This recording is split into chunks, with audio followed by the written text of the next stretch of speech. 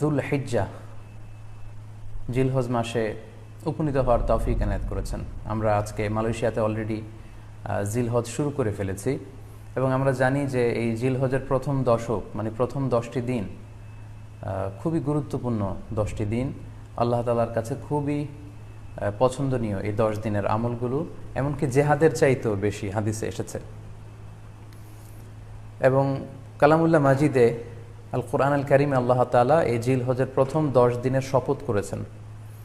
এই 10 দিনের এবাদত আল্লাহ তাআলার কাছে এত বেশি পছন্দনীয় হওয়ার কারণ হচ্ছে এই 10 দিনে আল্লাহ তাআলা উম্মাহাতুল ইবাদাত অর্থাৎ যত মৌলিক এবাদত আছে সবগুলো মৌলিক এবাদতের একটা সমন্বয় করেছেন জিলহজ মাসের এই প্রথম 10 দিনে, যেটা বছরের অন্য কোনো সময় কিন্তু পাওয়া যায় না।